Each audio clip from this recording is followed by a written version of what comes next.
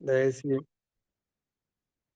ఓమజ్ఞానతిమిరాంధస్య జ్ఞానాంజనశలాకయా చక్షురున్మిలితం येन తస్మై శ్రీగురవే నమః. నమో విష్ణుపాదాయ కృష్ణప్రేష్ఠాయ భూతలే శ్రీమతే భక్తిస్వరూపదామోదర స్వామినిధి నామినే. నమో విష్ణుపాదాయ కృష్ణప్రేష్ఠాయ భూతలే శ్రీమతే భక్తివేదాంత స్వామినిధి నామినే. నమస్తే సరస్వతీ దేవీం గౌరవాణి ప్రచారిణే నిర్విశేష శూన్యవాది పాశ్చాత్య దేశతారిణి. జయ శ్రీకృష్ణ చైతన్య ప్రభు నిత్యానంద శ్రీ అద్వైత గదాధర శివాసది గౌరభక్త వృంద. హరే కృష్ణ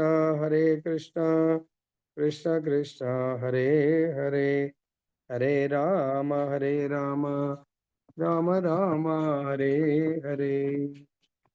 बोलो ग्रंथराज श्रीमद् भगवद गीता की जय, श्री श्री राधा रमन लाल की जय, जगन्नाथ बलदेव सुभद्रा महारानी की जय, गौर निताई भगवान की जय, जगत गुरु श्री ప్రభుపాద की जय, श्री श्रीपाद गुरु महाराज की जय.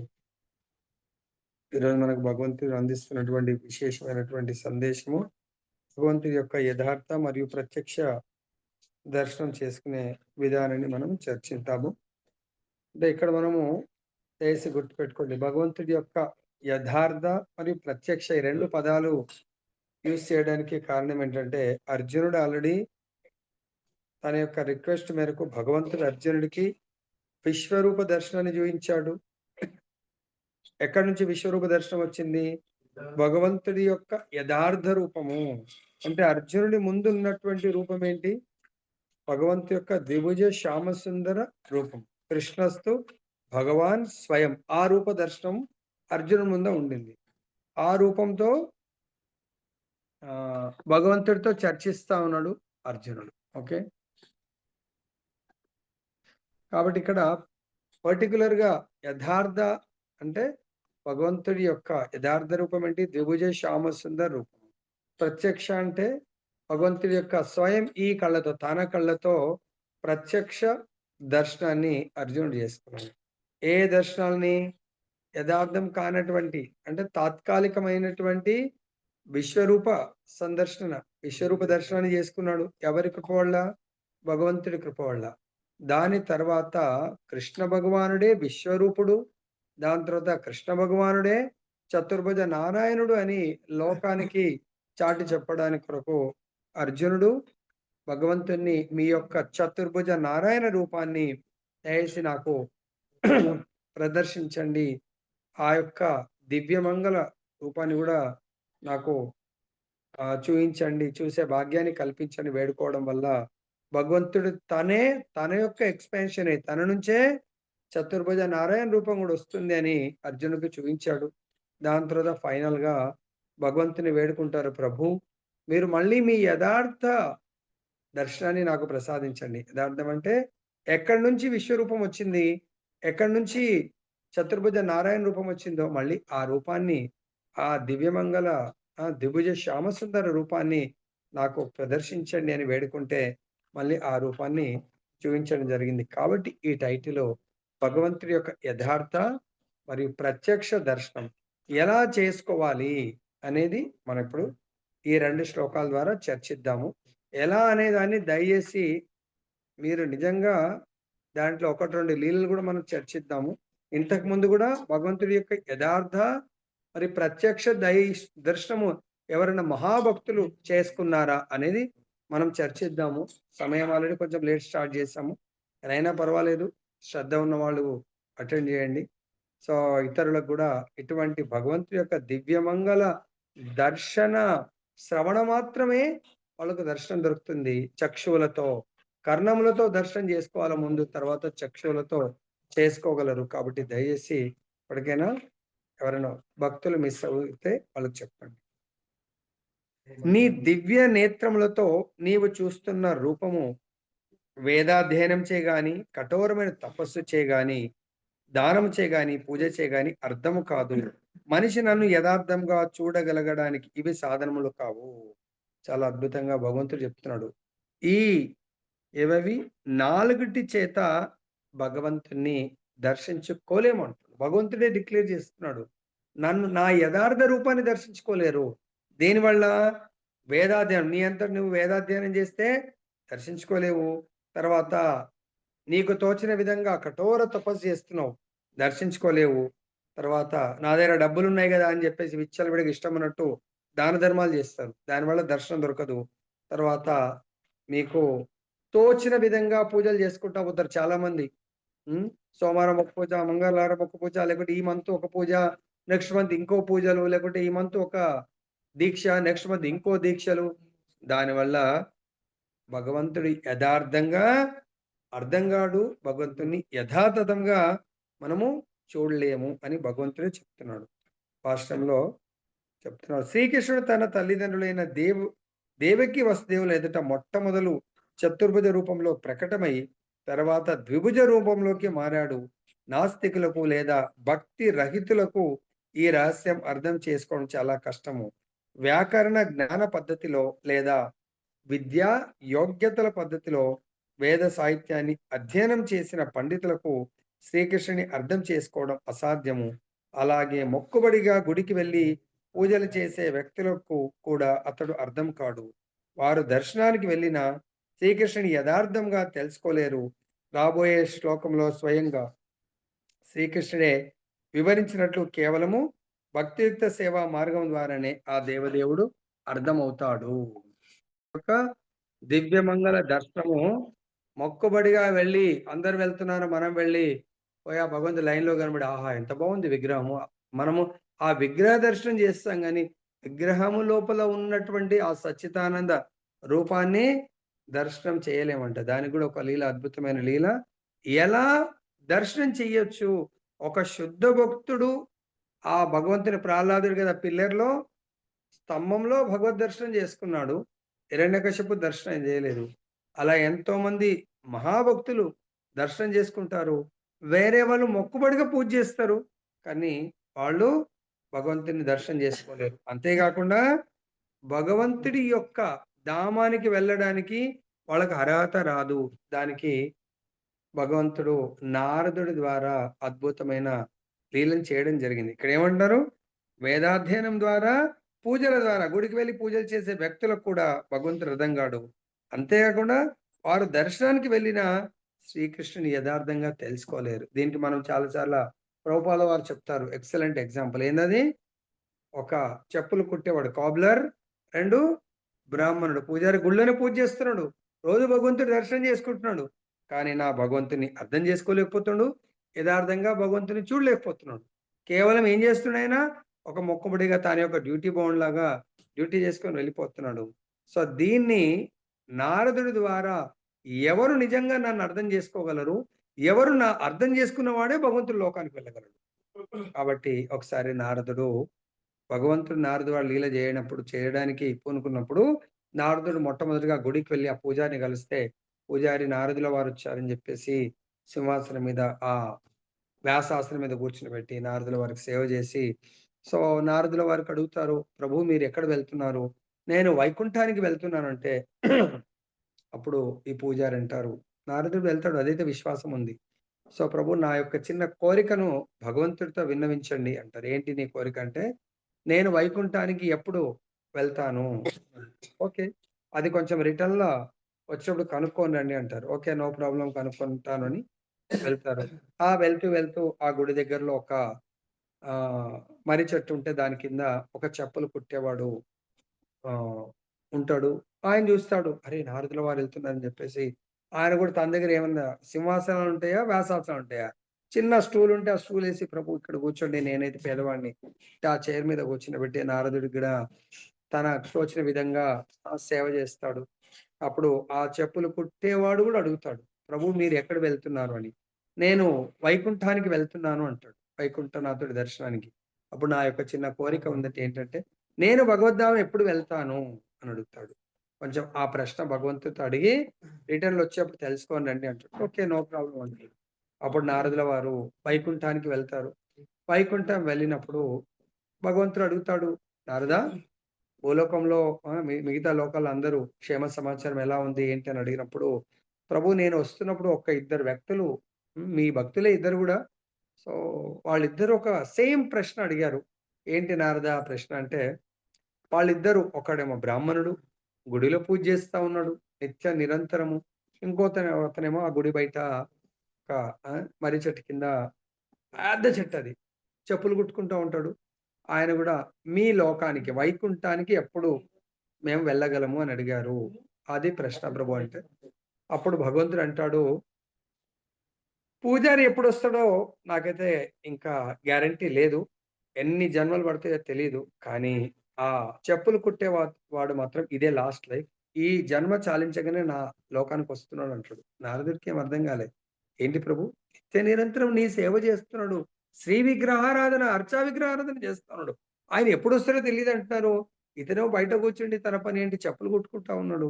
ఆయనొస్తాడంటారు ఏంటి ప్రభుజీ అంటే ఓకే. దానికి సమాధానం కావాలంటే అక్కడే దొరుకుతుంది. నా దగ్గర దొరకదు.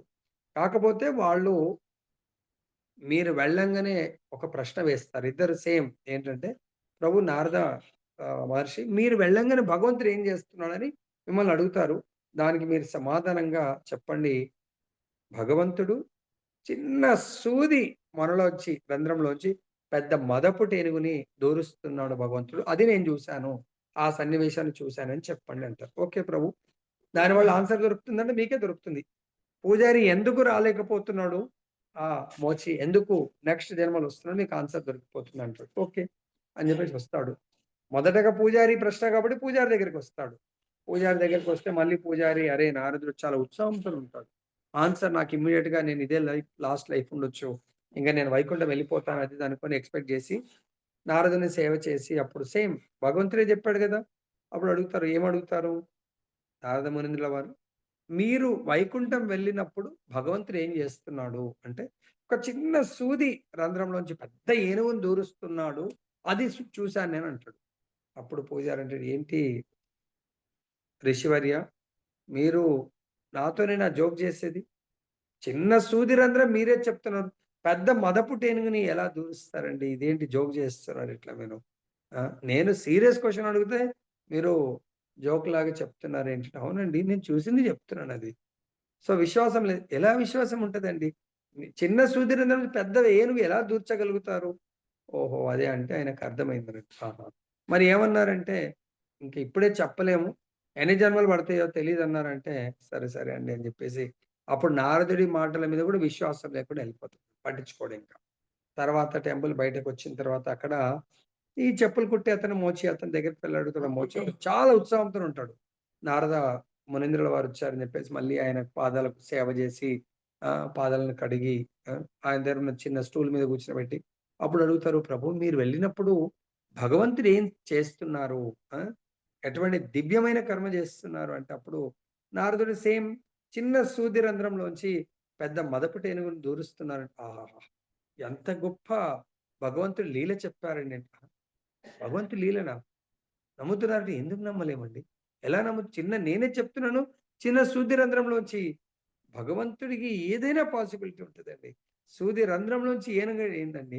నేను కూర్చున్నటువంటి ఇంత పెద్ద విశాల వృక్షము, మర్రి వృక్షము, ఇన్ని దూడలు, దీని యొక్క అసలైన మొదలెక్కడుందో తెలీదు. అంత పెద్ద విశాల వృక్షంలో, వృక్షాన్ని భగవంతుడు ఎంత చిన్న గింజలో దాచాడండి ఆయన ఆ స్వామి.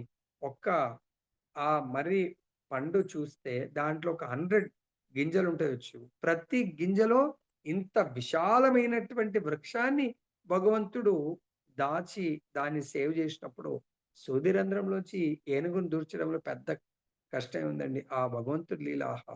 ఎంత అద్భుతమైన లీల అన్నప్పుడు నారదుడికి అర్థమైంది. ఆహాహా! చూడ్డానికి, చేయడానికి ఆయన మోచి కర్మ చేస్తున్నాడు. కానీ ఎంత అద్భుతమైనటువంటి ఆయనకు భగవంతుడి పైన అచంచలమైనటువంటి, దృఢమైనటువంటి విశ్వాసం ఉంది. కాబట్టే భగవంతుడు అలా చెప్పడిన అయిపోయింది నాది. సంపూర్ణ విశ్వాసం ఉంది. విశ్వాసంతో కూడినకున్నటువంటి భక్తి చేస్తున్నాడు కాబట్టి, ఆయన వైకుంఠానికి అర్హత సంపాదించాడు. ఆయనకు భగవంతుడి లీలల పట్ల విశ్వాసం లేదు కాబట్టి, ఆయనకి ఇంక ఎప్పుడు విశ్వాసమొస్తే అప్పుడు వెళ్ళగలుగుతాడని అప్పుడు నారదుడు ఈ లీల ద్వారా మనందరికి తెలియపరచడం జరిగింది. కాబట్టి భగవంతుడు ఈ ఉట్టి మొక్కుబడిగా దర్శనము, మొక్కుబడిగా పూజలు చేసే వాళ్ళకు భగవంతుడిని అర్థం గాడు. భగవంతుడిని చేరుకోలేరు. నెక్స్ట్ అర్జున, కేవలం అనన్య భక్తి ద్వారానే నీ ముందు నిలబడినట్లుగా నేను యథార్థంగా అర్థమవుతాను. ఆ విధంగా ప్రత్యక్షంగా చూడబడతాను. కేవలం ఈ రకంగా నీవు నా అవగాహన రహస్యాల్లోకి ప్రవేశించగలుగుతావు. సో, ఇక్కడ భగవంతుడు భాషలో చెప్తున్నారు. శ్రీకృష్ణుడు కేవలం అనన్య భక్తియుక్త సేవా పద్ధతి ద్వారానే అర్థమవుతాడు.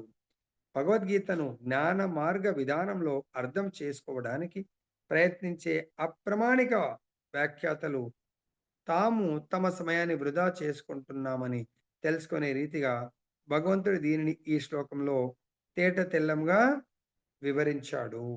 శ్రీకృష్ణుని గాని ఏ విధంగా అతడు తల్లిదండ్రుల నుండి చతుర్భుజ రూపంలో వచ్చి వెంటనే ద్విభుజ రూపంలోకి మారిపోయాడనే విషయాన్ని గాని ఎవడు అర్థం చేసుకోలేడు. వేదాధ్యయనం చేయగాని తాత్విక కల్పనలచే గాని ఈ విషయాలను అర్థం చేసుకోవడం చాలా కష్టం. అందుకే ఎవ్వడు అతనిని చూడలేడని, లేదా ఈ విషయాల అవగాహనలోకి ప్రవేశించలేడని ఇక్కడ స్పష్టంగా చెప్పబడింది. అయినా వేద సాహిత్యంలో చాలా అనుభవజ్ఞులైన వారే ఆ వేద సాహిత్యం ద్వారా అతని గురించి చాలా రకాలుగా తెలుసుకుంటారు. నియమ నిబంధనలు చాలా ఉన్నాయి. ఎవడైనా శ్రీకృష్ణుడిని అర్థం చేసుకోవాలని కోరుకుంటే ప్రామాణిక శాస్త్రాల్లో వర్ణించబడిన ఆ నియమాలను తప్పక అనుసరించాలి. అతడు ఆ నియమాలను అనుసరించి తపస్సు చేయాలి. ఉదాహరణకు శ్రద్ధగా తపస్సు చేయడం అంటే అతడు జన్మాష్టమి రోజు, అంటే శ్రీకృష్ణుడు ఆవిర్భవించిన రోజున, మరియు 2 ఏకాదశి రోజులలో అమావాస్య తర్వాత 11వ రోజు, పౌర్ణమి తర్వాత 11వ రోజు ఉపవాసం చేయాలి. ఇక దానం విషయానికి వస్తే దానిని కృష్ణ భక్తిని, అంటే కృష్ణ భక్తి భావనను ప్రపంచమంతటా విస్తరింపజేయడానికి భక్తియుత సేవలో నెలకొన్నట్టి కృష్ణ భక్తులకే ఇవ్వాలన్నది సుస్పష్టము. కృష్ణ భక్తి భావన మానవాళికి ఒక వరదానము. అత్యంత దుర్లభమైనట్టి కృష్ణ ప్రేమ ఉచితంగా శ్రీ చైతన్య మహాప్రభుచే పంచబడిన కారణమున మహా ఔదార్యవంతుడైన దాతగా ఆయన రూప గోస్వామిచే కొనియాడబడ్డారు. కనుక ఎవడైనా తన కొంత ధనాన్ని కృష్ణ భక్తి భావనను ప్రచారం చేసే వ్యక్తులకు దానం చేస్తే కృష్ణ భక్తి ప్రచారానికి ఇవ్వబడిన ఆ దానమే ప్రపంచంలో మహోన్నత దానం అవుతుంది. ఎవడైనా విధి ప్రకారము ఆలయంలో, భారతదేశంలోని ఆలయాల్లో సాధారణంగా విష్ణువు లేదా శ్రీకృష్ణుని శ్రీ విగ్రహాలు ఉంటాయి. అర్చన చేస్తే అది భగవత్ ఆరాధన ద్వారా, వందనం ద్వారా పురోగమించడానికి ఒక అవకాశం అవుతుంది. భగవద్భక్తిలో ఆరంభకులకు ఆలయ పూజ అత్యంత అవసరము. సో, కాబట్టి ఇక్కడ భగవంతుడు ఏ విధంగా అర్థమవుతాడు? తన సొంత కల్పనలు ఇలా చేయొచ్చు, అలా చేయొచ్చు. అంటే శాస్త్ర ప్రకారం కాకుండా మన సొంతంగా ఇష్టానుసారంగా చేస్తే దాని ద్వారా ఎప్పటికీ నా భగవంతుని యథార్థంగా అర్థం చేసుకోలేవు. భగవంతుని పొందలేము. కేవలం అనన్య భక్తి ద్వారా మాత్రమే. మరి అనన్య భక్తి అంటే భగవంతుడు మనం ఏమంటున్నారు ఇక్కడ? ప్రామాణికమైనటువంటి శాస్త్రాలు. ప్రామాణిక శాస్త్రాల్లో భగవద్గీత చాలా ఉత్తమమైంది. భాగవతం ఇంకా ఉత్తమమైంది. కాబట్టి భగవద్గీత ప్రకారం మనకు భగవంతుడు చెప్తున్నాడు. తపస్సు అన్నప్పుడు మనం ఏం చేయాలనేది 9.27లో గూడా మనకు భగవంతుడు బోధిచ్చాడు. 9.27లో ఏంటి? యత్ కరోసి యదశ్నాసి యజ్జుహోసి దదాసి యత్ తపస్యసి కౌంతేయ తత్ కురుష్వ మత్ అర్పణం. సో, ఓ కౌంతేయ, నీవేది చేసినా, నీ జీవితంలో ఏది చేసినా అది నాకు అర్పణగా చెయ్యు. తర్వాత ఏది భుజించినా, మనం ఏదైనా పండు తినాలనుకున్నాం, భగవంతుడికి అర్పించి పండు తీసుకోండి. రైస్ ప్రసాదం, బిర్యానీ ప్రసాదం, ఇంకేదైనా సబ్జీ వండిర్రు, రసం వండిర్రు, ఏదన్నా వంట చేస్తే అది భగవంతుడికి అర్పించి తీసుకోండి. లేదంటే ఏదైనా జ్యూస్ తీసుకోవాలా? భగవంతుడికి అర్పించి తీసుకోండి. కోకోనట్ వాటర్ తీసుకోవాలా? భగవంతుడికి అర్పించి తీసుకోండి. ఏదైనా కాయ తీసుకోవాలా? భగవంతుడికి అర్పించి తీసుకోండి. ఏది భుజించినా భగవత్ అర్పితమైనటువంటి దానిని మాత్రమే తీసుకోండి. తర్వాత ఏది ఆహుతిచ్చినా అది ఆ భగవంతుడికి సంబంధించినదిగా ఆహుతి ఇవ్వండి. లేదంటే మిగతా ఎన్నో ఆహుతులు, యజ్ఞాలు లేకుంటే ఏదైనా ఆహుతులు చేస్తే దానివల్ల ప్రతిఫలం ఉండది అంటున్నాను. తర్వాత ఏది దానం? దానమైతే చాలా భగవంతుడు క్లియర్‌గా చెప్తున్నాడు. నా గురించి 10 మందికి తెలియపరచడానికి ఉపయోగపడే విధంగా ఎవరైతే ఆ ఉపయోగ కార్యాన్ని చేస్తున్నారో వాళ్ళ కొరకు దానాన్నివ్వండి. లేకంటే అటువంటి దానమే మీకు భగవంతుని ప్రసాదిస్తుంది. ప్రభుపాదుల వారికి అలాంటి దానమే. ప్రభుపాదుల వారి గురువుగారు అంతకుముందు ఇవన్నీ మఠాలు లేవు. ఇంతగా మన స్పెషల్‌గా బ్రహ్మ మధ్వ గౌడీయ సాంప్రదాయంలో ప్రభుపాదుల వారి గురువైనటువంటి భక్తి సిద్ధాంత సరస్వతి ఠాకూర్‌ల వారు, ప్రభుపాదుల వారు 1932, 36కి ముందే 64 ఇండియా మొత్తంలో భారతదేశంలో 64 గౌడీయ మఠాలను స్థాపించారు. మరి ఆయనైతే సన్యాసి ఎలా స్థాపించారు? ఆయన తన భక్తుల ద్వారా ఎంతోమంది గృహస్థుల ద్వారా వాళ్ళకు ప్రచారం జేసి, వాళ్ళ ద్వారా ఆ! కొంత దానాన్ని పొంది ఇవన్నీ గూడా టెంపుల్స్ కట్టడం జరిగింది. తర్వాత అదే భక్తి సిద్ధాంత్ సరస్వతి ఠాకూర్ ప్రభుపాదుల వారికి చెప్పారు. ఈయన బిజినెస్ మెన్ తర్వాత గృహస్థ కాబట్టి, నీ దగ్గర డబ్బులుంటే నేనైతే టెంపుల్స్ కట్టాను. ఫస్ట్ ప్రిఫరెన్స్ డబ్బులుంటే బుక్స్ ప్రింట్ చెయ్యి. బుక్స్ రాయి, బుక్స్ ప్రింట్ చేసి అవి ప్రపంచ నలుమూలల ఈ యొక్క వైదిక సాహిత్యాన్ని పంచండి. వైదిక సాహిత్యం ఎవరైతే చదువుతారో, వింటారో తప్పకుండా వాళ్ళు భక్తులై భగవంతుడి యొక్క మందిరాలు అప్పుడు వాళ్ళు కట్టడం జరుగుతుంది. వాళ్ళందరూ భక్తులవుతే ఇంకా వాళ్ళు దానం అనేది అపాత్ర దానం జెయ్యరు. కేవలం భగవత్ ప్రచారానికి దానం జేస్తారు. అందుగురించే ప్రభుపాదుల వారు ఇండియాలో లాభం లేదని జెప్పేసి అమెరికా వెళ్లి అక్కడ భక్తుల్ని మార్చారు.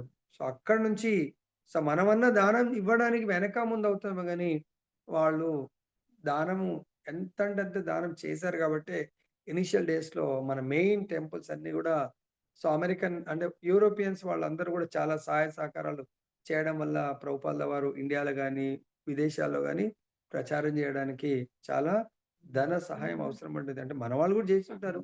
కానీ వాళ్ళందరూ గూడా చాలా సహాయం జేశారు. జార్జ్ హరిసన్ అప్పట్లో చాలా గొప్ప పాప్ సింగర్. ఆయన తన ధనాన్ని కూడబెట్టి ప్రభుపాదుల వారి కొరకు భక్తి వేదాంత మేనర్ లండన్‌లో పెద్ద బిల్డింగ్‌ని కొని ప్రభుపాదుల వారికి డొనేట్ చేస్తారు. దాంట్లో ఇప్పటికి కూడా టెంపుల్ ఉంది. భక్తి వేదాంత మేనర్ అని. దాన్ని స్ఫూర్తిగా పెట్టుకొని చాలామంది దాతలు ముందుకొచ్చి భారతదేశంలో గాని, విదేశాల్లో గాని ల్యాండ్‌లు ఇవ్వడము. అంతేగాకుండా అట్లాంటాలో న్యూ బృందావన్ టెంపుల్ పెద్ద కొన్ని ఎకరాల్లో ఉంది. పెద్ద టెంపుల్ గోల్డెన్ టెంపుల్ ప్రభుపాదునప్పుడే కట్టడం జరిగింది. అలా ప్రభుపాద ఎన్నో మందిరాలను కట్టడం జరిగింది. దేనివల్ల కట్టారు? ఎంతో మంది భక్తులు ప్రభుపాదకు దానం ఇచ్చారు. ఎక్కడో గాదు. సో, ఆ దానం ప్రభుపాద ఏం చేస్తారు? డైరెక్ట్‌గా కృష్ణ భక్తి ప్రచారానికి ఉపయోగించారు. అలాగే ప్రభుపాద వెళ్ళిపోయిన తర్వాత ప్రభుపాద శిష్యులకు కూడా ఎంతోమంది దానం ఇవ్వడం వల్ల వాళ్ళందరూ గూడా మందిరాలు కట్టడము, వాళ్ళందరూ గూడా ప్రచార కార్యక్రమంలో ట్రావెల్ జేస్తారు. కంటిన్యూయస్‌గా ట్రావెల్ జేయాలంటే డబ్బులు ఖర్చవుతాయి. మళ్ళీ ఆ ట్రావెల్ ఎక్స్‌పెన్స్ ఎవరు? ట్రావెల్ జేయకపోతే ఎలా ప్రచారం అవుతుంది? మహారాజులందరూ ఉన్నారు. సన్యాసులు, ప్రభుజీస్ ఉన్నారు. They have to travel here and there for what is the purpose?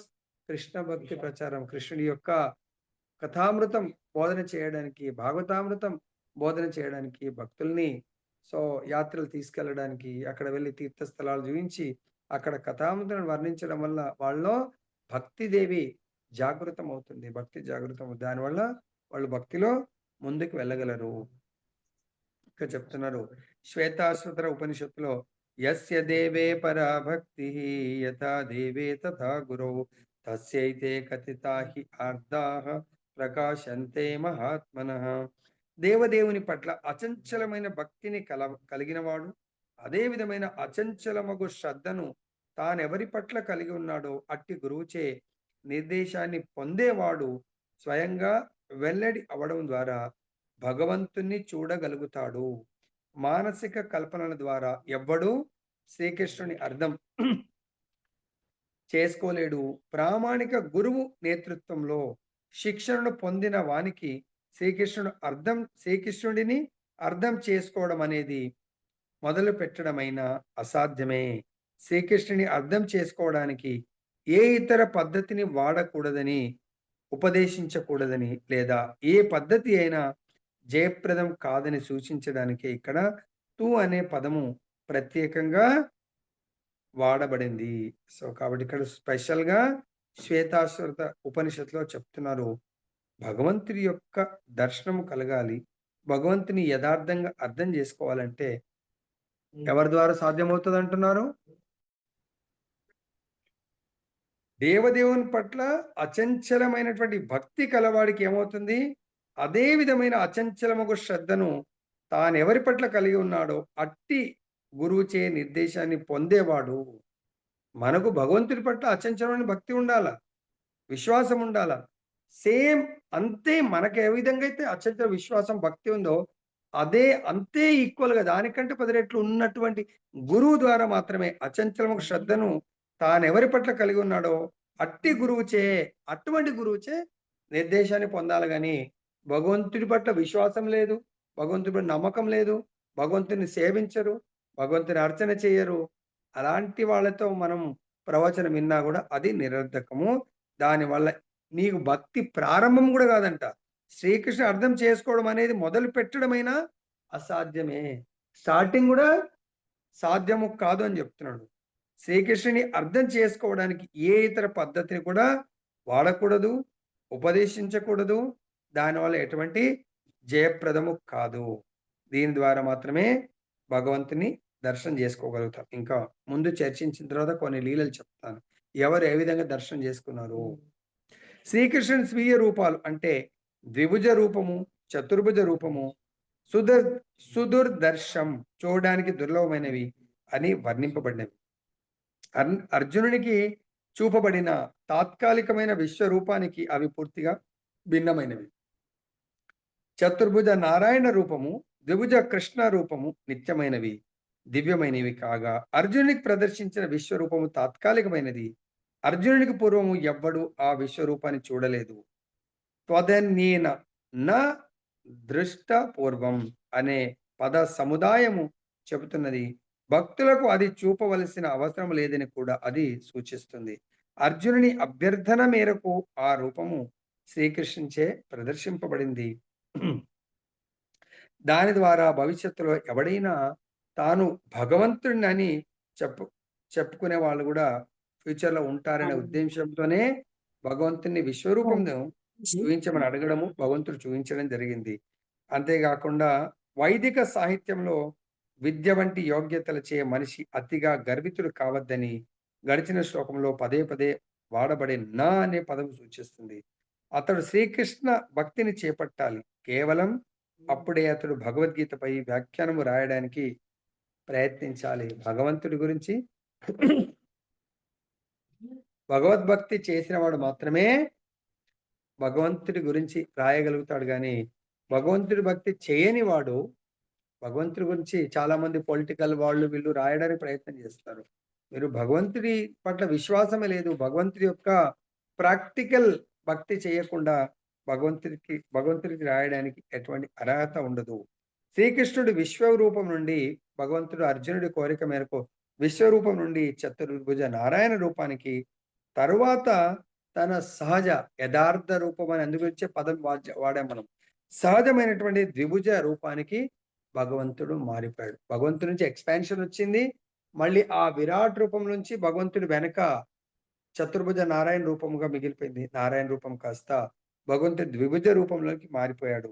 వేద సాహిత్యంలో పేర్కొనబడినట్టుగా చతుర్భుజ రూపాలు, ఇతర రూపాలు ఆది అయిన ద్విభుజ కృష్ణ రూపం నుండే వచ్చాయని దీని ద్వారా మనం తెలుసుకోవచ్చు. అంటే కృష్ణస్తు భగవాన్ స్వయం. సో, భగవంతుడు అనే పదం ఏదైతే ఉందో అది కృష్ణుడికే చెందుతుంది. కృష్ణుడి నుంచే మిగతా అవతారాలన్నీ కూడా రావడం జరుగుతుంది. ఏతే చాంస కళాపుంస కృష్ణస్తు భగవాన్ స్వయం. మిగతా అన్ని కూడా అవతారాలు. కృష్ణుడి ఎక్స్‌పాన్షన్స్ అన్నట్టు. అతడే సకల ఉద్భవాలకు మూలము. శ్రీకృష్ణుడు ఈ రూపాలన్నింటికి కూడా భిన్నమైనటువంటి వాడే. ఇక నిరాకార భావన గురించి వేరే చెప్పేదేముంది? శ్రీకృష్ణుని చతుర్భుజ రూపాలకు సంబంధించిన వరకు అత్యంత అనన్యమైన చతుర్భుజ శ్రీకృష్ణ రూపము అంటే భగవంతుడి యొక్క కారణ సముద్రంలో శయనించి ఉన్నవాడు. శ్వాస ద్వారా అసంఖ్యాకమైనటువంటి విశ్వాలు తన నుండి ఉద్భవిస్తూ తనలోనే తిరిగి ప్రవేశిస్తున్నవాడు అయిన మహావిష్ణువు కూడా శ్రీకృష్ణుని యొక్క విస్తారమే అని బ్రహ్మ సంహితలో మనకు చెప్తుంది 5.48లో యస్యైక నిశ్వసిత కాలమతావలంబ్య జీవంతి లోమ విలజా జగదండనాథ విష్ణోర్మహాన్ సాయేయస్య కళా విశేషో గోవిందమాది పురుషం తమహం భజామి. భగవంతుడి యొక్క బ్రహ్మ సంహితలో బ్రహ్మ స్తుతిస్తున్నాడు.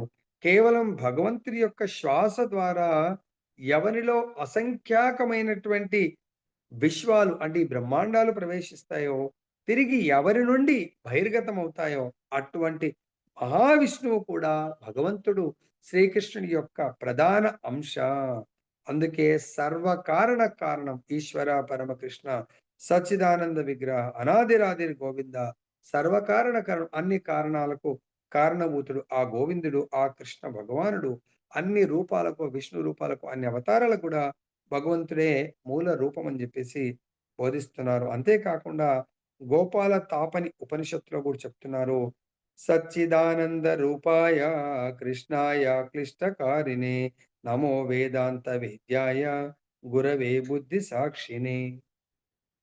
ఇక్కడ ఆనందము, నిత్యము, జ్ఞానము అంటే సచ్చితానంద రూపం అంటే సత్ అంటే శాశ్వతము, చిత్ అంటే జ్ఞానపూర్ణము, తర్వాత ఆనంద అంటే ఆనంద పూర్ణము కలిగినటువంటి ఆ శ్రీకృష్ణుడి యొక్క దివ్యమంగళ స్వరూపానికి నా యొక్క వందనములు అని మనం భగవంతుని ఆ సర్వకారణ కారణుడిగా అంతేగాకుండా ఆ భగవంతుడే కృష్ణస్తు భగవాన్ స్వయం అంతేగాకుండా కృష్ణం వందే జగద్గురు.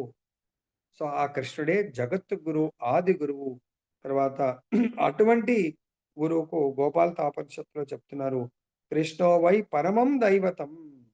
సో, ఆ శ్రీకృష్ణుడే దేవాది దేవుడు. ఏకో వసి సర్వగః కృష్ణ ఈడ్య. ఆ ఒక్క శ్రీకృష్ణుడే భగవంతుడు, పూజనీయుడు అని ఇక్కడ మనకు చెప్పడం జరుగుతుంది. అంతేకాకుండా ఏకో అపి సన్ బహుదా యో అవభాతి. శ్రీకృష్ణుడు ఒక్కడే కానీ అతడు అనంత రూపాల్లో అవతార విస్తారంలో ప్రకటమవుతా ఉంటాడు. అంతేకాకుండా బ్రహ్మ సంహితలో చెప్తున్నారు ఈశ్వర పరమకృష్ణ సచ్చిదానంద విగ్రహ అనాదిరాదిర్ గోవింద సర్వకారణ కారణం. ఓ గోవింద నీవు సర్వ కారణాలకు కారణభూతుడివి నీవే. నీవు లేకుండా ఈ సృష్టే జరగదు. నీ నుంచి ప్రధాన అంశమైనటువంటి మహావిష్ణువు ద్వారా ఈ బ్రహ్మాండాల క్రియేషన్ జరుగుతుంది. ఆ మహావిష్ణువు ద్వారా ప్రతి బ్రహ్మాండంలో గర్భోదక సాయి విష్ణువు ఎంటర్ అవుతున్నాడు. గర్భోదక సాయి విష్ణువు నుంచి మొదటి జీవి ఉద్భవిస్తున్నాడు. ఆ విధంగా ప్రతి జీవి ఉద్భవించడానికి మళ్ళీ క్షీరోదక సాయి విష్ణువు మరి ప్రతి జీవిలో పరమాత్మ రూపంలో ఆ క్షీరోదక సాయి విష్ణువు నివసిస్తా ఉన్నారు. యత్రావతీర్ణం కృష్ణాఖ్యం పరబ్రహ్మ నరాకృతి. అంటే పరమ సత్యము పురుషుడు. అతని పేరు శ్రీకృష్ణుడు. అతడు ఒక్కొక్కప్పుడు ఈ భూమిపై అవతరిస్తాడు. అదేవిధంగా శ్రీమద్ భాగవతంలో భగవంతుని అనేక అవతారాల వర్ణన మనకు కనిపిస్తుంది. ఆ పట్టికలో శ్రీకృష్ణుని పేరు కూడా ఉంటుంది. కానీ తర్వాత శ్రీకృష్ణుడు భగవత్ అవతారం కాదని స్వయంగా భగవంతుడిని చెప్పడం. ఏతే చాంశ కళాపుంసః కృష్ణస్తు భగవాన్ స్వయం. కాబట్టి కృష్ణుడు అవతారాలలో ఒక అవతారం కాదు. అవతారాలకి అవతారి. ఈ అవతారి నుండి అవతారాలొస్తున్నాయని మనకు భాగవతం చెప్తుంది. అంతే కాకుండా భగవద్గీతలో గూడా మత్తా పరతరం నాన్యత్ కించిదస్తి ధనంజయ. ఏ ధనంజయ ఈ యొక్క మనం సపోజ్ ఒక నెక్లెస్ హారాల నెక్లెస్ వేసుకుంటే, ఆ హారాలు మొత్తం గూడా నా యొక్క దారం మీద ఆధారపడ్డట్టుగా ఈ మొత్తం అవతారాలు అన్నీ గూడా నా మీద సృష్టిలో ప్రతి జీవి గూడా నా మీద ఆధారపడుతుంది. నేను లేకుండా నా ఆధారం లేకుండా జీవులు ఏవి గూడా ఈవెన్ విష్ణు యొక్క తత్వాలు గాని, విష్ణు అవతారం ఏది గూడా జరగలేదు. నా వల్లనే జరుగుతుంది. దానికి ఇంకా చెప్తున్నారు. అహం ఆదిర్హి దేవానాం. నేను సమస్త దేవతలకు, ఋషులకు, మునులకు 10వ అధ్యాయంలో భగవంతుడు చాలా విస్తారంగా చెప్పాడు. ప్రతి ఒక్కరికి కూడా నేనే ఆధారము. తర్వాత 10.8లో చెప్పారు భగవంతుడు 10వ అధ్యాయము 8వ శ్లోకంలో అహం సర్వస్య ప్రభువో మత్తా సర్వం ప్రవర్తతే ఇతి మత్వా భజంతే మాం బుధా భావ సమన్విత. ఈ భౌతిక, ఆధ్యాత్మిక 2 జగత్తుల సృష్టికి నేనే కారణం. జగత్ అంటే జగత్తులో ఉన్న ప్రతి ప్రాణికి, ప్రతి జీవకోటికి కూడా నేనే కారణమని భగవంతుడు గూడా డిక్లేర్ చేయడం జరిగింది తను స్వయంగా. అది చెప్పిన తర్వాత అర్జునుడు అది విన్న తర్వాత థియరిటికల్ చెప్తున్నారు. పరబ్రహ్మ పరంధామ పరమం పవిత్రం. పరమం భవ పవిత్రం పరమం భవాన్. నీవే పరతత్వము, నీవే ఆదిదేవుడు, దేవాది దేవుడు, నువ్వే సృష్టికర్తవు. ప్రతి ఒక్కటి నీవే. ఇది నేను చెప్పడం గాదు. నాతో పాటు నాకంటే ముందున్నటువంటి వ్యాసుడు, తర్వాత ఎంతోమంది ఋషులు వీళ్ళందరూ, నారదుడు వీళ్ళందరూ గూడా ఇదే విషయాన్ని చెప్పడం జరిగింది. ఇది ఇప్పుడిప్పుడు మీరు గూడా నాకు ఆ విషయాన్ని చెప్తున్నారు. అందుకే శ్రీకృష్ణుడు అర్జునునికి చూపిన విశ్వరూపము ఆది భగవద్ రూపము కాదు. ఆది అయిన రూపమేంటి? శ్రీకృష్ణ రూపమే.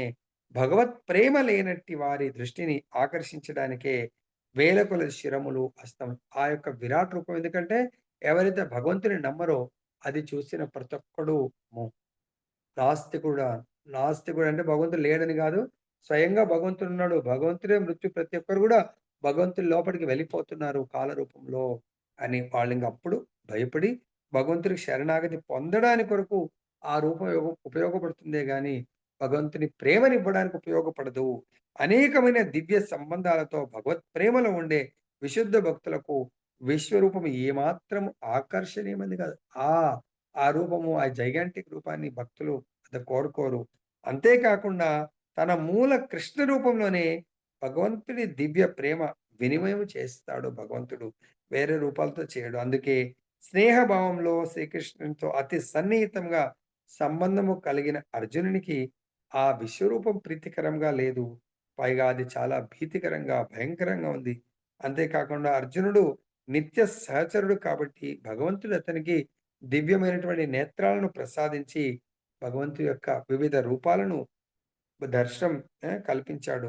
లాస్ట్‌కు అర్జునుడి కోరిక మేరకు భగవంతుడు తన ద్విభుజ శ్యామసుందర రూపాన్ని ప్రసాదించాడు. దీనికి కారణం మరి మనకు గూడా ఇటువంటి రూపాన్ని మనం చూడగలుగుతామంటే భగవంతుడు చెప్పాడు ప్రభుపాదుల వారి ద్వారా. కేవలం ఎవరైతే భగవంతుడి పట్ల అచంచలమైనటువంటి విశ్వాసంతో నిత్య నిరంతరం భగవత్ కథ అమృతంలో వాళ్ళు ఆ! మునిగి తేలుతా ఉంటారో, భగవత్ కథామృతం తప్ప వాళ్ళ జీవిత సారం ఇంకొకటి లేదని అనుకుంటారో, వాళ్ళకు తప్పకుండా ఈ జన్మలో జీవించి ఉండంగానే దర్శనం మాత్రం గ్యారంటీ. ఇంతకుముందు కూడా చెప్పాను. అలా ఎంతోమంది మహాత్ముల లీలల్ని ఒకరిద్దరిది మనం ఈరోజు చర్చిద్దాము. తర్వాత ఎండ్ చేద్దాము. ఒకసారి ఒక గురువుగారు మనం మొన్న ప్రయాగ్‌కి వెళ్ళిన దగ్గర బక్సర్ అని ఉంది. మన టికెట్ ఎక్కడి వరకే చేశాము. అక్కడ బక్సర్‌లో హ్మ్. ప్రవచనం ఇస్తా ఉన్నారు. సో, అక్కడ ఒక ప్రవచనం అంటే పెద్ద ఇప్పుడు ఈ ప్రయాగ్‌లో గూడా ప్రవచనం జరుగుతా ఉంది. ఎంతోమంది అటెండ్ చేస్తారు, వెళ్ళిపోతా ఉంటారు. గురువుగారికి అందరిని గుర్తుపట్టలేము. సో, కాబట్టి ఎవరికి ఎలా నచ్చుతుందో తెలీదు. సో, కథామృతం ఒక వయసులో ఉన్న కుర్రోడు కథామృతం విన్నాడంట. ఆ బక్సర్ కంటే ముందు ఒక 1 ఇయర్ కంటే ముందు ఎక్కడో విన్నాడంట. సో, గురువుగారి ప్రవచనం అది విని మనం ఈరోజు గదా! భార్యాభర్తల యొక్క ఆ! సంబంధము ఎలా ఉండాలి? ఏంటి అనేది మనం చర్చించాము. గృహస్థ సంబంధము. అలా ఆయన భగవంతుడి యొక్క దర్శనం గురించి ఎవరు ఎలా చేసుకోవచ్చంటే, భగవంతుడి యొక్క ప్రామాణికమైనటువంటి ఆధ్యాత్మిక ఆచారాల ద్వారా ఎవరైతే శ్రద్ధతో శ్రవణం జేస్తారో, ఆ శ్రవణం చేసిన ప్రకారం ఎవరైతే భగవంతుని సేవిస్తారో, వాళ్ళకు దర్శనం దొరుకుతుంది అని ఆయన విన్నాడు. అయితే ఆయన అది విన్న తర్వాత ఆయన ఉత్తరాఖండ్‌లో గవర్నమెంట్ జాబ్ చేస్తా ఉన్నారు. ఎండోమెంట్ డిపార్ట్‌మెంట్ ఏదో. సో, దానికి ఇమ్మీడియేట్‌గా రిజైన్ జేసి బ్రహ్మచారిగా ఉన్నాడు. ఇంకా పెళ్లి గాలేదు. సో, తర్వాత ఈ కథామృతం దగ్గరకొచ్చి ఆయన ఇంకా అప్పటినుంచి ఎప్పుడైతే విన్నాడో, భగవద్ దర్శనం గురించి చాలా రోదిస్తా ఉన్నాడాయన. ఆయన భగవద్ దర్శనం ఎప్పుడు దొరుకుతుంది? భగవద్ దర్శనం ఎప్పుడు దొరుకుతుంది? అని జెప్పేసి సో, దాంట్లో ఆ కీర్తన విన్నాడు. భగవంతుని నామజపం జేస్తున్నాడు. సో, భగవంతుని యొక్క ఆ భగవద్ దర్శనం జేసుకోవాలని ఆయనకు తీవ్ర ఇచ్చ. ఎలాగైతే ఒక మహాభక్తుడు కథామృతం చెప్తా ఉంటే, ఒక దొంగ ఆ భక్తుల యొక్క నగలు కొట్టేయడానికొచ్చి, భగవంతుడు ఈ నగలేంటి భగవంతుడి దగ్గర వెల కట్టనంత నగలుంటాయంటే, ఆ కృష్ణుడు బృందావన్ అనుకుంటూ వెళ్లి, బృందావనంకి వెళ్తాడు ఆ దొంగ. ఈ చిన్న చిన్న గొలుసులు కొట్టేస్తే ఎందుకు? భగవంతుడి యొక్క వజ్ర వైడూర్యాలు మొత్తం చిన్న బాలుడు. ఈజీగా కొట్టేయొచ్చు గదా! వీళ్ళ దగ్గర కొట్టేయడానికి పోయి, నగలు కొట్టేయడానికి పోయి దొరికితే మళ్ళీ పెద్ద కేసులు అది ఇది. చిన్న బాలుడు ఇలా తిరుగుతా ఉంటాడు. సో, చాలా అలంకారం ఉంటుందంటే, ఎక్కడుంటాడు అని కనుక్కొని ఆయన బృందావనంలో ఉంటాడు. బృందావనంలో కృష్ణ, బృందావనంలో కృష్ణ ఆ స్మరిస్తూ అంటే గురువుగారి వచనాల మీద శ్రవణం చేసాడు. విశ్వాసం ఉంది. అరే! బృందావనంలో కృష్ణుడు చిన్న ఆ! బా బాలుడు తిరుగుతా ఉంటాడంట అనేది. అది వెళ్ళాడు. బృందావనంలో గూడా అడుగుతా ఉన్నాడు వాళ్ళని, వీళ్ళని. అరే! ఇదేంటి కృష్ణుడి గురించి ఇంత దూరం నుంచి నడుచుకుంటూ వచ్చాను. ఇక్కడ కృష్ణుడంటే అందరూ జోక్ చేస్తారు. కృష్ణుడు ఎక్కడుంటాడంటే, సో, కృష్ణుడు గోకుల్‌లో ఉంటాడు. అక్కడ వాళ్ళనుకున్న విగ్రహం. కానీ అక్కడ చూస్తే విగ్రహం గాదు. ఆయనకు గావాల్సిన నిజమైన కృష్ణుడు. నగలతో కూడుకున్నటువంటి కృష్ణుడు. ఆయన ఒక చెట్టు కింద కూర్చొని ఏడుస్తా ఉంటే, "ఏంటి కృష్ణ ఇంత దూరం నుంచి వచ్చాను ఎక్కడ కనబడతలే" అంటే, ఆ గురువుగారు చెప్పిన వచనాలు అబద్ధమా ఏంటి?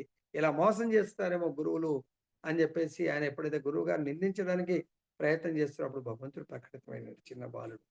ఫుల్ ఏదైతే గురువుగారు వర్ణించాడో భగవంతుడి యొక్క ఆ! నడుముకు వడ్డాలము, ఈ మెడలో తర్వాత బ్రాస్లెట్స్, ఈ యొక్క ఆర్మ్‌లెట్స్ అన్నీ గూడా భగవంతుడు వజ్ర వడులు పెట్టుకొని అప్పుడంటే ఆహాహా! నేను గురువుగారి దగ్గర విన్నటువంటి బాలుడు ఈయననే అని జెప్పేసి అడుగుతున్నాడంట. "ఏ కృష్ణ అంటే నువ్వేనంట?" "ఆ! నేనే కృష్ణ" అంటే అప్పుడు సరే నేనొచ్చిన పర్పసు నీ నగలు తీసుకోవడానికొచ్చాను. నీ నగలు నాకిచ్చేయి అంటే, లేదు లేదు నేను ఇవ్వలేను మా అమ్మ కొడుతుంది. చూడండి భగవంతుడు. లేదు లేదు నేను నీ దర్శనానికి అంటే అప్పుడు నగలడిగాడు. తర్వాత భగవంతుడి యొక్క చూపు అంటే నేను అంత దూరం నుంచి నీ గురించొచ్చాను, నీ నగల గురించొచ్చాను అంటే భగవంతుడు జస్ట్ ఆయన చూపుని ఎప్పుడైతే ప్రసరించాడో అప్పుడు ఆయన దేని గురించొచ్చాడని మర్చిపోయింది. సరే ఇప్పుడు తీసుకో నా నగలంటే, నాకు నీ నగలొద్దు సరిపోయింది. నీ యొక్క దర్శనం దొరికిపోయింది. చాలు నాకు నగలొద్దు అని జెప్పేసి అంటా ఉన్నాడంట. భగవంతుడి కరుణ, కృప అంటే మన యొక్క తీవ్ర ఆసక్తి. గురువు వచనాల పట్ల మనకేముండాలా? విశ్వాసం ఉండాలా? చంచలమైన అచంచలమైన దృఢమైన విశ్వాసం. గురువు దేని పట్ల? భగవద్ దర్శనము, భగవంతుడి సేవ పట్ల అది విన్నాడు. భగవద్ దర్శనం ఎక్కడ? బృందావనంలో ఉంటుందని. ఆ గురువు వచనాలతోనొచ్చి శ్రద్ధతో వచ్చాడు. గురువు వచనంలో విశ్వాసము, భగవంతుడి కరుణ తోడైంది. భగవద్ దర్శనం దొరికింది. అయిపోయింది. ఆయనకు కృష్ణ భక్తిని భగవంతుడు ఆ దర్శనం ద్వారా ఆయన అన్నిటిని మర్చిపోయి భగవంతుడి యొక్క శుద్ధ భక్తుడిగా మారిపోయాడు. సో, ఇక్కడ గూడా వయసులోని యంగ్ కుర్రోడు పెళ్లి గూడా కాలేదు. పెళ్లి చేసుకోమని ఇంట్లో ఫోర్స్ చేస్తా ఉన్నారంట. అతనొచ్చి ఆ కథామృతం విని భగవంతుడి దర్శనంలో చాలా విరహంలో ఏడుస్తా ఉన్నాడాయన. సో, ఇక్కడ ఈ కథామృతంకొచ్చి అందరూ చూస్తే వారం రోజులు కథ జరుగుతుంది ఏడుస్తా ఉన్నాడంట. అందరూ చూసి భోజనానికి రమ్మంటే భోజనం చేయట్లేదంట ఆయన. మధ్యాహ్నము, సాయంత్రం పోతే అసలు భోజనానికి రావట్లేదాయన. ఏదో నీళ్ళు తాగి ఉంటున్నాడంట. ఇంక ఆయన ఒకరోజు గురువుగారు ప్రవచనం ఇలా పైకి వెళ్తా ఉంటే గురువుగారు ఎమ్మట సడెన్‌గా వెళ్ళిపోతాడంట. సడెన్‌గా వెళ్ళిపోయి ఆయన ఏమైంది? అరే! వీళ్ళందరూ అరెరే! ఆయన్నెందుకు రానిస్తున్నారు గురువుగారు? వాడు ఏడుస్తా ఉన్నాడు, భోజనం చేస్తలేడు, మొత్తం ఇట్లా అయిపోయిండు. చనిపోతాడేమో మరి అని జెప్పేసి అప్పటికే 4, 5 రోజులు ఫాస్టింగ్ అయిపోయింది. సరే, సరే అని జెప్పేసి గురువుగారు తన రూమ్‌లోకి తీసుకెళ్ళి అడుగుతాడు. "ఏమైంది? నీకేం గావాలి? ఎందుకు ఏడుస్తున్నావు? ఆపు ఏడుపైతే ఆపు" అంటే, "లేదు గురువుగారు. నేను 1 ఇయర్ కింద మీ ప్రవచనం విన్నాను. అప్పటినుంచి నా లోపల అసలింక భగవంతుడిని చూడకపోతే నా జీవితం వేస్ట్ అని డిసైడ్ చేశాను. నువ్వేం చేస్తావేంటంటే ఇలా నేను రిజైన్ గూడా చేశాను. మిమ్మల్ని వెతుక్కుంటూ, వెతుక్కుంటూ వచ్చాను నేను. సో, కాబట్టి దయచేసి నాకు మీరు భగవంతుడి దర్శనాన్ని చేపియండి. నాకు భగవద్ దర్శనం తప్ప ఇంకేమీ వద్దు. అప్పటి వరకు నేనేం భోజనం చేయను" అంటే గురువుగారు చాలా కోపం చేస్తారు. "లేలే అట్లెట్లా? భగవంతుడి దర్శనం చేయించేది కెపాసిటీ నాకుంటే నిజంగానే నీ తీవ్ర ఇచ్చకు చూస్తే చేయించేవాడిని. నీ ఒడిలోనే భగవంతుడిని కూర్చోబెట్టాను గానీ నా దగ్గర అంత కెపాసిటీ లేదంటే" "లేదు గురువుగారు మీ దగ్గర ఉంది. మీ పైన విశ్వాసం ఉంది. మీరు నాకు ఎట్లైనా భగవంతుడి దర్శనం చేయించగలుగుతారు." అంటే గురువుగారంటారు, "సరే అది తర్వాత విషయం. నువ్వైతే భోజనం చెయ్యి. భోజనం చేయకపోతే భగవద్ దర్శనం చూడకుండానే నువ్వు చనిపోతావు" అని చెప్పేసి ఆయన అంటాడంట, "భోజనం నిజంగా నాకు చేయించాలంటే మీరు ప్రసాదం తీసుకున్న తర్వాత అందులో మిగిలితే నాకసలు తినాలనిపించట్లేదు. నాకొక ముద్ద ఇవ్వండి" అన్నారంట. సరే అని చెప్పేసి గురువుగారు ప్రసాదం తీసుకున్న దాన్నేమంటారు? పెరుగుతో కడీ బాతా? హ్మ్. దాన్నేమంటారు? మనం చేస్తాం కదా! కడీ కాదు పెరుగు చారు. అది జేస్తే దాంతో గురువుగారు కొంచెం ప్రసాదం తీసుకొని దాంట్లోంచి గురువుగారు దాంట్లోంచి వెళ్తే, ఇంక గురువుగారు నాకిక మీదట నన్నడగండి. మీరు ఆ! నాకు 500 దర్శనం గజాలండి చేసి మొత్తం ల్యాండు. మీరు నాకు దర్శనం 500 గజాలు చేయించకపోతే సార్ ఇక ల్యాండ్ ఈ మొత్తం. రోజు నుంచి నేను నీళ్ళు గూడా మానేస్తాను అని జెప్పేసిందంట. సో, అక్కడ కథామృతం వింటున్నాడు. ఏడుస్తా ఉన్నాడు, ఏడుస్తా ఉన్నాడు. సో, వేరే వాళ్ళు "అరే! ప్రసాదం తీసుకున్నావా తిను" అంటే, ప్రసాదం తినడానికి వాటర్ గూడా మానేసిండు. ఒక రోజయింది, 2 రోజులయింది. సో, ఆయన తీవ్ర ఇచ్చకు జూసి, "అరే! ఈయనని ఎలగొట్టేసేయండి" అని అందరూ అంటా ఉంటే గురువుగారు "లేదు, లేదు ఎలగొట్టకండి" ఆయన అని జెప్పేసి జెప్తే, ఒకరోజు ఇంక ప్రవచనం అయిపోయింది. గురువుగారు పైకి వెళ్లి కూర్చున్నాడంట. ఆయన ఏడుస్తూ అక్కడే టెంట్‌లో కూర్చుంటే అనుకోని అందరూ ఎక్కడోళ్ళు అక్కడ ఎళ్ళిపోయారు. ఆ భగవంతుడి భజన చేసుకుంటూ. సో, కన్నీళ్లు ఏడుస్తా ఉన్నాడంట. అప్పుడు అనుకోకుండా సడెన్‌గా ఎవరో పరిగెత్తినట్టు అలా అనిపించిందంట. ఆయన గూడా ఆయన వెనక పరిగెత్తిపోయిండంట. అప్పుడు గురువుగారు రూమ్‌లోకి సడెన్‌గా ఈయన గూడా పరిగెత్తిపోయి, "ఏమైంది?"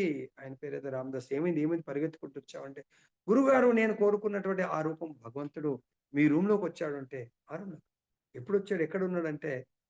ఆయనంట, "ఎక్కడున్నాడేంటి ప్రభు? అగో అక్కడ ఆ శ్యామసుందర్ నిలబడ్డాడంట. ఎక్కడున్నాడు? ఎలా ఉన్నాడు?" అని చెప్పి గురువుగారు మంచం మీద కూర్చొని అడుగుతా ఉన్నాడంట. రాత్రిపూట ఈవినింగ్ నైట్ ప్రవచనం అయిపోయింది. సో, గురువుగారు పడుకుందాం అని జెప్పేసి వెళ్లారు. మంచం మీద ఉన్నారు. ఇంకో భక్తుడు కింద ఉన్నాడు. ఈయన అలానే ఏడుస్తా ఉన్నాడు. ప్రవచనం అయిపోయింది. ఇంక అందరూ ఎళ్ళిపోయారు. సో, ఆయన భజన జేసుకుంటూ భగవంతుని రోదిస్తా ప్రభు ఇంకా నీ దర్శనం లేకుంటే నేను చనిపోవడం బెస్ట్ అని జెప్పేసి అలా భజన జేసుకుంటూ ఉంటే, ఆ లీల కనబడితే పరిగెత్తుకుంటూ భగవంతుడు గోపాల్ సో, ఆ గురువుగారు రూమ్‌లోకెళ్ళిపోతే, ఎక్కడున్నాడు అంటే, భగవంతుడు స్వయంగా నిలబడి ఉన్నాడంట. దివ్యమంగళ ఎట్లయితే మన విఠల్ ఆ! నిలబడతాడో అలా భగవంతుడు దర్శనం ఇస్తా ఉంటే, "ఎక్కడున్నాడు నాకు కనబడతలే" అంటే, మొత్తం పాదాల నుంచి, పాదపద్మాల నుంచి తల వరకు వర్ణిస్తా ఉన్నాడంట. అప్పుడు ఆ గురువుగారి కళ్ళల్లోంచి కూడా అశ్రుధాలు ఎంత మహాభక్తుడు వీడు. ఆయనకు కనబడుతుంది గానీ, గురువుకు దర్శనం దొరకలేదంట. ఆ దర్శనం వర్ణించిన తర్వాత పడిపోతాడంట ఆయన. ఇది స్వయంగా జరిగింది. మూర్ఛపడిపోతారు. ఇదేంటి ఇట్లా పడిపోయాడు నిజంగానే అని చెప్పేసి, ఆ గురువుగారి దగ్గర పడుకున్న ఆ భక్తుడిని లేపితే ఆయన లేస్తలేడంట. గురువుగారి దగ్గర ఇంక గంగాజలం ఉంటే గంగాజలం తీసి ఆయన మొఖం మీద జల్లి నోట్లో పోస్తే అప్పుడు లేసాడంట. ప్రభువు నా యొక్క కోరిక నెరవేరింది. నేనింకిక్కడ క్షణం గూడా ఉండలేను. దయచేసి నన్ను ఆశీర్వదించండి. ఎక్కడికెళ్ళిపోతావంటే, నేను నా జీవితంలో కేవలం భజన్ మిగిలిపోయింది. భగవంతుడి యొక్క ఆదేశం దొరికిపోయింది. సో, నేను భజన జేసుకోవడానికి వెళ్ళిపోతాను. సో, మరి సరే ఏమన్నా మరి ఎక్కడికెళ్తావంటే, హిమాలయాస్‌కెళ్ళిపోతానంటే, సరే ఏమైనా బట్టలు అవి ఇవి చెద్దర అది తీసుకొని బ్యాగ్ నాకేమొద్దు ఇంకా నాకు. అక్కడ ఎవ్వరు లేని దగ్గర కేవలం నేను భగవంతుడే ఉన్న దగ్గర నేను వెళ్ళిపోతాను. ఆ వెళ్ళే ముందు మీ యొక్క కృపతో నాకు భగవద్ దర్శనం దొరికింది. కాబట్టి మీ 2 చేతులు నా తల మీద పెట్టండి. ఆశీస్సులతో నేను వెళ్ళిపోతానని చెప్పేసి సో, ఆయన వెళ్ళిపోయాడు. చూడండి యథార్థ దర్శనం.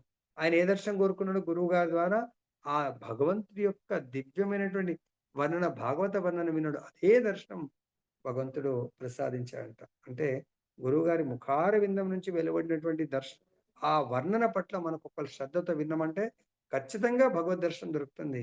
భగవద్ దర్శనం దొరికిన వాడు ఇక్కడెందుకుంటాడండి? భగవద్ధామం ఖచ్చితంగా దొరుకుతుంది. అదే వివరణ మనకు అందుగురించే దీంట్లో అంత ప్రాముఖ్యత మనకు చెప్తున్నారు ప్రభుపాదుల వారు. గురువుగారి యొక్క కృప అంటే భగవంతుడి యొక్క ప్రాతినిధ్యము, భగవత్ కృప, గురు కృప ద్వారానే వస్తుందని జెప్పేసి, అంతేకాకుండా ఎంతో ఉత్తమమైన భక్తులున్నారు. ధ్రువ మహారాజునుడు 5 ఏండ్ల బాలుడు.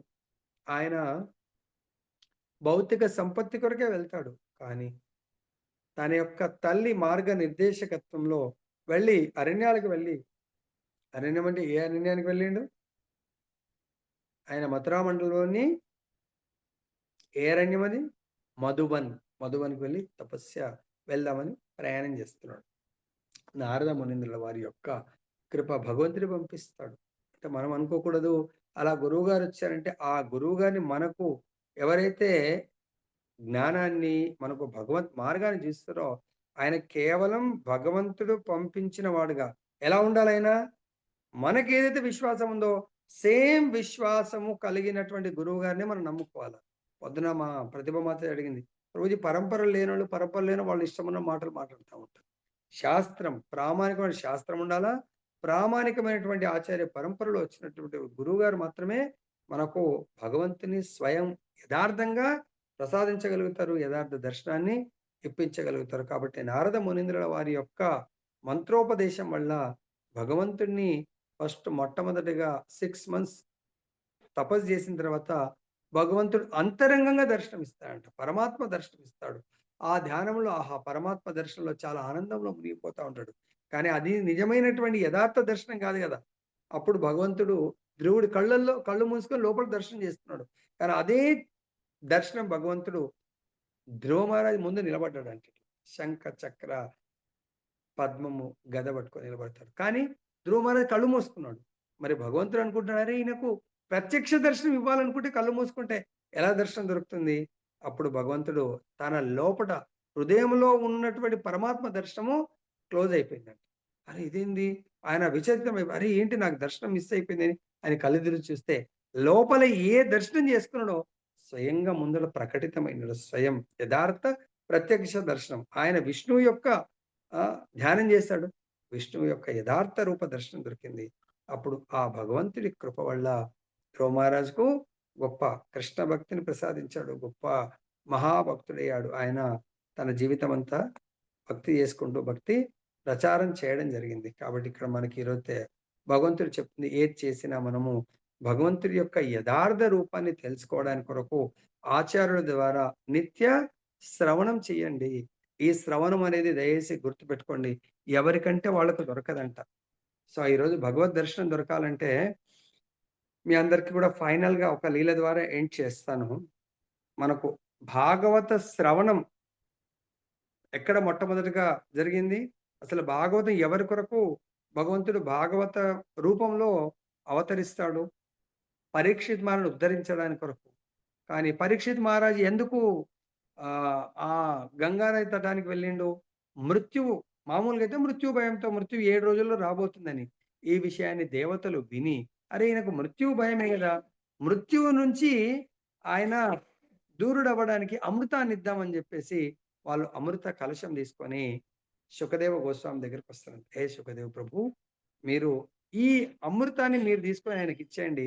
మాకు భగవత్ కథామృతాన్ని మాకివ్వండి." చూడండి అదే ప్లేస్‌లో మనమైతే అమృతాన్ని ఆస్వాదించడానికి రెడీగా ఉంటాము. భగవత్ కథామృతం పర్వాలేదు లేకుంటే గూడా ఓకే అనుకుంటాము. కానీ సుఖదేవ్ గోస్వామి ఇది మీరు అమృతం కొరకు, అమృత కలశం కొరకు ఆయన రాలేదు. ఆయనొచ్చింది భగవత్ ప్రాప్తి కొరకు. నేను గూడా చెప్పవలసింది ఎవరికి? అటువంటి అచంచలమైనటువంటి విశ్వాసం ఉన్న వాళ్ళకి మాత్రమే ఈ కథ అమృతాన్నిస్తాను గానీ, ఎవరికంటే వాళ్ళకు ఏదో దాన్నేమంటారు?